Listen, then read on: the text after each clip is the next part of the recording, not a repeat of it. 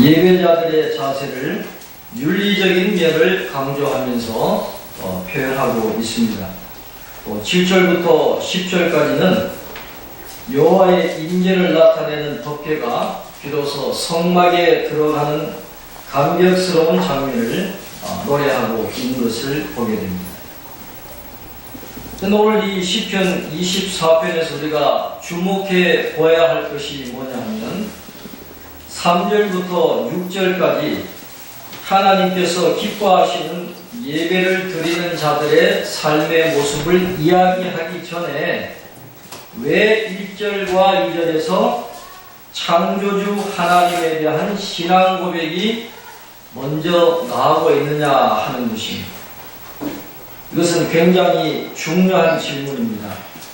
왜냐하면 창조주 하나님에 대한 신앙 고백의 의미를 명확하게 이해하지 않으면 참된 예배자를 이야기하는 4절 말씀의 뜻을 정확하게 파악할 수가 없기 때문입니다. 바꾸어 말씀드리면 4절에 나타나는 참된 예배자의 모습은 반드시 창조주 하나님에 대한 신앙 고백을 전제로 할 때에만 올바른 이해에 도달할 수 있다라는 말씀입니다.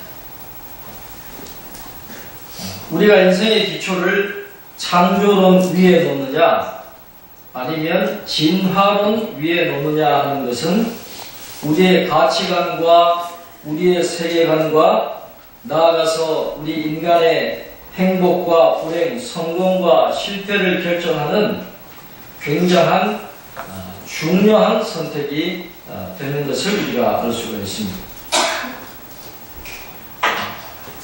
요즘에 무신론자로서 진화론을 이야기하면서 기독교에 대해서 반대하고 있는 선거주자가 잘 아시는 대로 리처드 도킨스라고 하는 옥스포드의 생물학 박사가 있습니다. 이분이 쓴 만들어진 신이라든지 또 이기적 유전자라는 이런 책들은 세계적인 베스트셀러가 되고 우리나라에도 많은 젊은이들이 이 사람의 책을 읽고 동조하고 있는데 문제는 뭐냐 하면 이 사람이 주장하는 것이 뭐냐 하면 이 세상에 많은 문제가 있는데 그 문제를 해결할 수 있는 것은 신이 아니라는 과학만이 이 세상의 문제에 답을 줄 수 있다. 과학을 절대시합니다. 그리고 이분이 주장하는 게 뭐냐 하면 종교는 없어져야 된다. 그렇게 이야기를 합니다. 종교는 필요 없다라는 것, 신은 없다라는 것입니다. 그런데 문제는 뭐냐 하면 이분이 쓴 책은 베스트셀러가 되고 이 책을 읽는 사람들은 무의식적으로 그런 영향을 받을 수밖에 없다라는 것이죠. 암암리에 이런 세계관이 퍼져나가는 그런 것을 우리가 보게 됩니다. 그러나 조금만 들여다보면 진화론이 왜 잘못되었는가를 우리는 알게 되는데 너무도 안타까운 일들이 지금 많이 벌어지고 있는 것을 보게 됩니다. 진화론을 주장하는 사람들은 반드시 그의 주장을 어디에서부터 시작해야 되냐면 우연으로부터 시작하게 되어 있습니다. 진화라고 하는 것은 반드시 진화의 모체가 되는 생명을 이야기해야 되는데 그 진화의 모체가 되는 생명이 아메바이든지 원시 생물이든지 간에 어떻게 생겨나게 되었느냐라고 질문하면 모두가 다 한결같이 대답하는 게 뭐냐 하면 우연하게 생겨났다. 그렇게 대답을 하는 것입니다.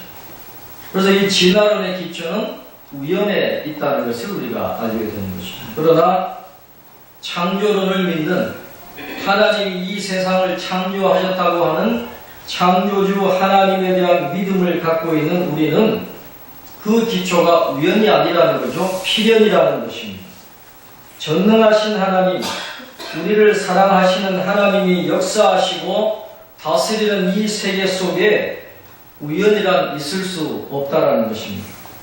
우연은 어디로부터 오느냐? 무능과 무관심으로부터 오게 되는데 전능하실 뿐만 아니라 우리를 사랑하시되 졸지도 아니하시고 주무시지도 아니하시고 늘 지켜주시는 하나님께 우연이란 있을 수가 없다라는 것입니다. 그래서 우리가 꼭 기억해야 될 것이 뭐냐면 우리에게 일어나는 모든 일은 필연적으로 일어나야 하는 일이라는 거예요. 우리가 그것을 이해하든 이해하지 못하든 그것이 우리에게 좋은 것이든 나쁜 것이든 상관없이 그 모든 것에는 하나님의 뜻이 있고 의도가 있는 것이고 모든 것이 합력하여 반드시 선을 이루어 주신다 하는 것이 우리 창조론을 믿는 우리의 믿음의 기초가 되어야 된다는 것입니다. 그래서 이 땅에 살아가는 인간은 우연하게 생겨난 무의미한 존재가 아니라 하나님이 뜻이 되셔서 만든 중요한 존재라고 하는 것을 우리가 꼭 기억을 할 필요가 있다고 하는 것입니다. 그렇다고 한다면 우리가 우연히 만들어진 존재가 아니라 하나님의 뜻과 의도 속에 우리가 창조되어졌다고 한다면 하나님이 우리에게 원하시는 삶의 모습이 과연 어떤 것인가 하는 질문을 우리가 던져보게 되는 것입니다. 바로 그 질문에 대한 해답이 오늘 시편 24편 본문 4절에 참된 예배자의 모습으로 우리에게 제시되고 있다는 것입니다. 참된 예배자로서 하나님 앞에 나아가는 것이 우리의 삶의 가장 기본적이고 중요한 목적이라고 오늘 성경은 우리에게 가르쳐 주고 있습니다. 그런데 예배자로서 하나님 앞에 나아갈 때 꼭 기억해야 될 것이 있다는 것을 오늘 성경은 말씀합니다. 오늘 성경 시편 24편 3절을 한번 보시길 바랍니다. 3절에 보시면 여호와의 산에 오를 자가 누구며 그의 거룩한 곳에 설 자가 누구인가 그렇게 말씀합니다. 1절 2절에 아까 말씀드린 대로 창조에 대해서 이야기합니다. 땅과 거기에 충만한 것과 세계가 다 여호와의 하나님의 것이지만은 그러나 특별한 산이 있다라. 하나님의 소유, 하나님이 각별한 의미를 두시는 하나님의 소유의 산이 있다라는 것입니다. 그것이 바로 여호와의 산이고 거룩한 곳이고 하나님의 임재의 상징인 법궤가 있는 시온 산이라는 것입니다. 아무 데서나 예배 드리는 게 아니라는 것입니다. 어디에서 예배를 드려야 되느냐? 거룩한 산 시온, 바로 그곳에서 하나님께 예배를 드려야 한다라는 것을 우리에게 가르쳐 주고 있는 것입니다. 그렇다고 한다면 그 여호와의 산에 그 거룩한 곳에 오를 자가 과연 누구냐라는 것을 오늘 성경은 우리에게 가르쳐 주고 있습니다. 오늘 본문 4절 말씀입니다. 우리 4절 말씀 같이 한번 읽어보도록 하겠습니다. 곧 손이 깨끗하며 마음이 청결하며 뜻을 허탄한 데에 두지 아니하며 거짓 맹세하지 아니하는 자로다. 누가 올라갈 수 있느냐? 손이 깨끗하며 마음이 청결하며 뜻을 허탄한 데에 두지 아니하며 거짓 맹세하지 아니하는 자가 그 산에 올라갈 자격이 있다라고 그렇게 말씀합니다. 시편 23편 4절에는 간단하게 나와 있지만 나중에 여러분 시간 되시면 시편 15편을 한번 쭉 찾아보시기 바랍니다. 시편 15편에 보면 이 말씀을 굉장히 자세하게 말씀을 해 놓은 것이 있는데 오늘은 15편은 다룰 수가 없고 생각해 볼 것이 뭐냐 하면 이 시편 24편과 15편이 공통적으로 강조하는 중요한 것이 있다는 것입니다. 그것이 뭐냐 하면 예배하는 자들은 도덕적으로 깨끗해야 된다 하는 것입니다. 성경은 항상 이 두 가지를 강조합니다. 예배와 도덕성이 같이 갈 때 하나님이 이 예배를 기뻐 받으시고 은혜와 복을 주신다 하는 것이 성경에 강조하는 바인 것입니다. 하나님이 받으시는 진정한 유일한 예배는 손이 깨끗하며 마음이 청결한 자들이 드리는 예배라는 것을 이야기합니다. 하나님이 기뻐 받으시는 예배를 드리는 사람들은 행위도 깨끗해야 될 뿐만 아니라 마음도 깨끗해야 되는 거예요. 그래서 행동뿐만 아니라 생각도 발라야 되고 동기 자체가 깨끗해야 된다는 것을 성경은 말씀을 합니다. 예수님의 산상수훈을 한번 생각해 보시길 바랍니다. 그 당시에 바리새인들은 간음하지 말라 그렇게 하면서 누구를 정죄했느냐? 실제로 간음한 사람, 간음을 행한 사람만을 정죄했지만은 예수님은 더 나아갑니다. 간음한 사람뿐만 아니라 여자를 보면서 마음속으로 음욕을 품은 사람도 이미 간음한 사람이다 그렇게 이야기합니다. 행동뿐만 아니라 우리의 생각이나 우리의 동기까지도 깨끗해야 하나님이 기뻐 받으시는 예배자로 설 수 있다라는 것을 우리에게 강조를 하는 것입니다. 또 말씀하시기를 뜻을 허탄한 데에 두지 아니하며 거짓 맹세하지 아니하는 자로다 그렇게 말씀했습니다.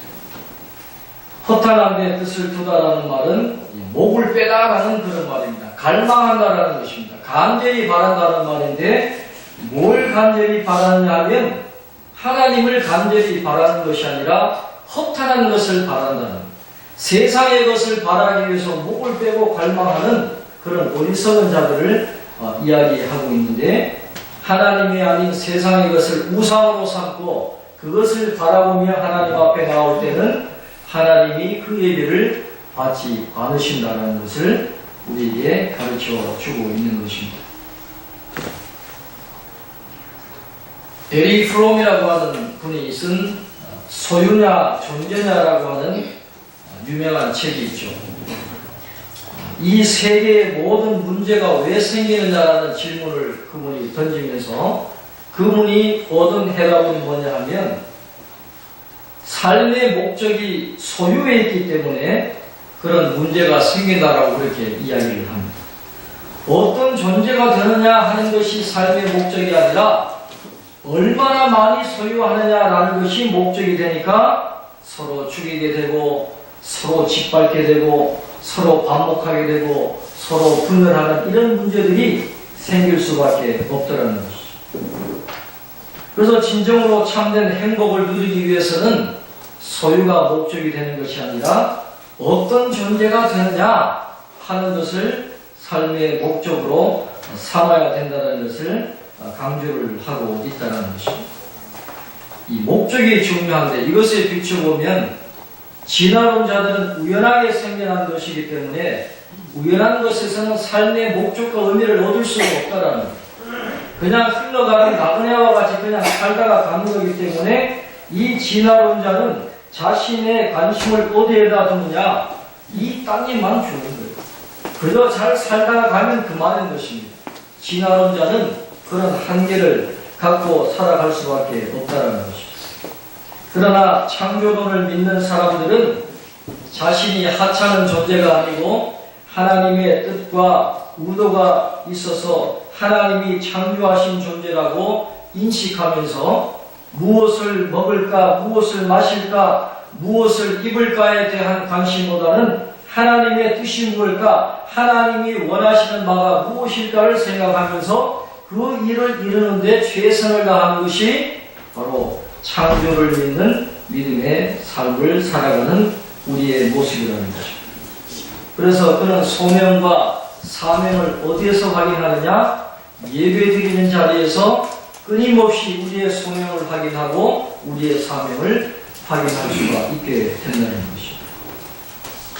하나님은 우리가 손이 깨끗하고 마음이 청결하고 뜻을 허탄한 데 두지 아니하고 거짓 맹세하지 않으면서 하나님 앞에 나오기를 원하고 계십니다. 그러면 하나님이 어떤 복을 주시느냐 하면 하나님께서 복을 주시고 인정해 주시겠다 그렇게 말씀을 하고 있습니다. 오늘 시편 24편의 핵심은 어디냐 하면 바로 5절 말씀입니다. 5절 말씀을 하기 위해서 이런저런 말씀을 하는 것입니다. 자, 5절 말씀 우리가 함께 읽겠습니다. 그는 여호와께 복을 받고 구원의 하나님께 의를 얻으리니. 아멘. 하나님이 복을 주시고 하나님이 인정해 주시는 복을 예배드리는 자들에게 주시겠다라고 약속을 하십니다. 이 시편 24편은 바로 앞에 나오는 시편 23편의 결론과도 같은 그런 말씀입니다.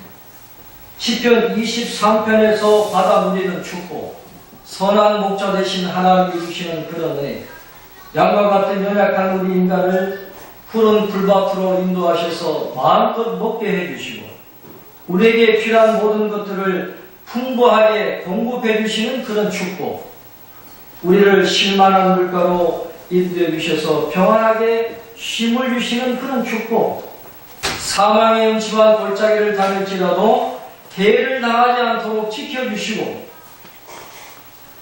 지팡이와 막대기로 안위해 주시는 그런 축복, 우리의 머리에 기름을 받으셔서 우리의 육체적 질병을 치료해 주시는 그런 축복, 평생의 선하심과 인자하심을 맛보며 여호와의 집에 영원히 살아가는 그런 축복, 그런 축복을 누구에게 내려주시냐 하면 바로 손이 깨끗하며 마음이 청결하며 뜻을 허탄한 데에 두지 아니하며 거짓 맹세하지 아니하며, 오늘 본문 시편 24편 6절에 나오는 것처럼 여호와를 찾는 족속이요 야곱의 하나님의 얼굴을 구하는 자여, 하나님 앞에 예배드리는 자에게 하나님이 시편 23편의 복을 주신다라고 그렇게 말씀을 하고 있는 것입니다. 이 예배와 관련해서 또 시편에 중요한 말씀이 한 군데 있는데 시편 89편 15절 말씀에 나오고 있습니다. 시편 89편 15절에 보면 이런 말씀이 있습니다. 즐겁게 소리칠 줄 아는 백성은 복이 있나니 여호와여 그들이 주의 얼굴빛 안에서 다니리로다, 그렇게 말씀을 하고 있습니다. 여기서 즐겁게 소리칠 줄 아는 백성이라고 하는 것은 그냥 막연하게 소리를 치는 것이 아니라 하나님이 계시는 성전에 나와서 하나님 앞에 찬양하고 기도하고 말씀을 듣고 예배드리는 바로 그 성도를 의미하는 것입니다. 그 즐겁게 소리칠 줄 아는 백성이 하나님이 복을 주시는데 어떤 복을 주시냐 하면 그들이 주의 얼굴빛 안에서 다니리로다, 그렇게 말씀합니다. 얼굴빛 안에 다닌다는 것이 뭔 말이냐 하면 다른 영어 번역 성경은 이렇게 번역을 합니다. 항상 하나님께서 그를 지켜보시는 복을 주신다, 그렇게 이해하겠습니다. 다른 많은 복이 있지만 전지전능하신 하나님이 항상 우리를 지켜보시는 그 축복, 이것보다 더 귀한 축복이 없다라고 하는 것입니다. 예수님이 말씀했습니다. 내가 세상 끝날까지 너희와 항상 함께 있으리라. 예수님이 우리와 항상 함께 있겠다는 것입니다. 예수님은 나의 구세주가 되시고 나의 인생의 주님이 되십니다. 예수님은 나의 형편을 다 아시고 나의 길을 인도하시고 나를 도와주시는 분입니다. 예수님은 나의 좋은 친구가 되십니다. 내가 위기를 당할 때, 어려움을 당할 때, 시험을 당할 때 나를 외면하지 않으시고 나와 함께 하시고 나를 붙잡아 주시고 나를 도와주시는 분입니다. 내가 약할 때 강함을 주십니다. 건강이 필요할 때 건강을 주시고 평강이 필요할 때 평강을 주시고 또 미래를 향해서 새로운 발걸음을 내딛는 자들에게는 귀한 만남과 기회를 제공해 주시고 우리의 뿔을 높이 들리도록 우리를 높여주시는 분이 바로 예수님이라는 것입니다. 예수님이 약속하신 그 축복, 성령이 약속하신 그 모든 축복이 어디로부터 오느냐 하면 예배 드리는 자들에게 그런 복을 주십니다. 성경은 강조를 하고 있습니다. 그러니까 예배가 얼마나 귀한 것인지 모릅니다. 마르바톤이라고 하는 여성 신학자가 있습니다. 이분이 예배에 관한 책을 쓰면서 그 책 제목을 뭐라고 뽑았냐 하면 고귀한 시간 낭비 예배라고 그렇게 제목을 뽑았습니다. 믿음이 없는 사람들을 눈으로 보면 예배드리는 우리가 이해를 못하는 겁니다. 이해가 가지 않는 거예요. 왜 이 귀한 시간을 저렇게 교회에서 낭비할까? 그렇게 헛된 낭비로 볼 수 있겠지만은, 그러나 믿음이 있고 하나님을 아는 사람들은 이 예배 시간이 하나님께 영광을 돌릴 뿐만 아니라 하나님이 주시는 많은 복을 받아들일 수 있는 고귀한 시간임을 우리가 안다는 것입니다. 그래서 예배 시간은 그냥 낭비하는 게 아니라 고귀한 시간 낭비다. 우리가 지금도 이 시간을 고귀한 낭비로 우리가 하나님 앞에 예배를 드리고 있고, 하나님이 예배를 받으시고 우리에게 놀라운 복을 내려주실 줄로 믿습니다. 시와 찬미 4번 주께와 엎드려, 이 찬양의 가사를 보면 짧지만은 굉장히 의미가 있는 그런 찬양입니다. 주께와 엎드려 경배 드립니다. 주 계신 곳엔 기쁨 가득, 무엇과도 누구와도 바꿀 수 없네. 예배 드림이 기쁨됩니다. 주께와 엎드려 경배 드립니다. 주 계신 곳엔 기쁨 가득, 무엇과도 누구와도 바꿀 수 없네. 예배 드림이 기쁨됩니다. 다시 한번 합니다. 주께와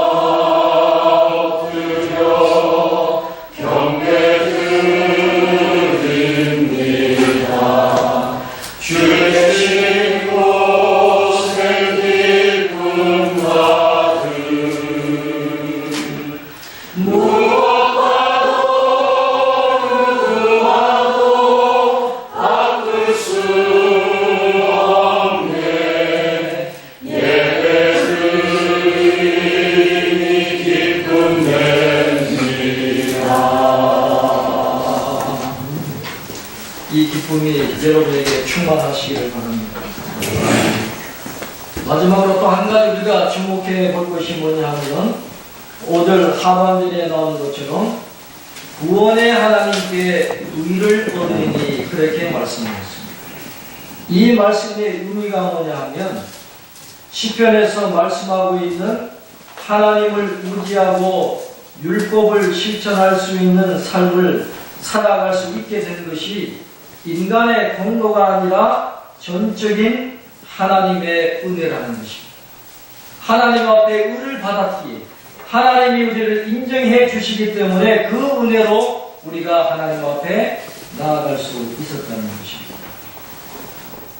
우리가 잘못 생각하면 어떤 생각을 하게 되냐 하면, 우리가 하나님 앞에 나아갈 수 있게 된 것이 우리가 마치 손이 깨끗하고 마음이 청결하고 뜻을 허탄한 데 두지 아니하고 거짓 맹세하지 않은 그런 삶을 살았기 때문에, 그 공로 때문에 하나님 앞에 나간다라고 생각할 수 있지만 그것이 아니라는 것입니다. 그렇게 살아갈 수 있도록 하나님에 대한 믿음을 갖는 것 자체가 이미 하나님이 은혜를 주셨기 때문이다라는 것을 이야기하는 것입니다. 그래서 우리는 항상 모든 것이 하나님의 은혜입니다 하는 고백을 예배 시간마다 드려야 되는 것입니다. 하나님을 알게 된 것도 은혜입니다. 하나님을 의지하고 믿음을 가지고 율법을 지킬 수 있게 된 것도 하나님의 은혜입니다. 거룩한 임재가 있는 시온산에 머물면서 예배 자리에 있고 예배를 통해서 하나님이 주시는 무한한 복을 받을 수 있게 된 것도 내 공로가 아니라 전적인 하나님의 은혜라는 것입니다. 모든 것이 다 하나님의 은혜입니다 라는 그런 고백이 우리의 삶 속에 있어야 된다는 것입니다. 오늘 우리가 이 귀한 은혜를 받고 온 것입니다.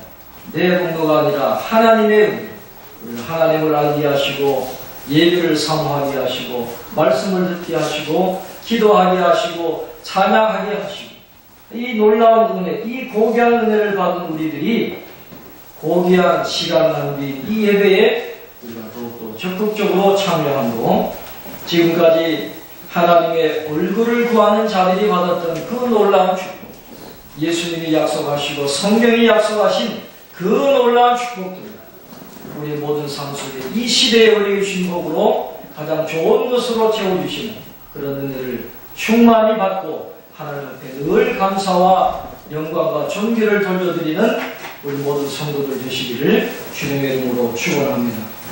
기도하겠습니다.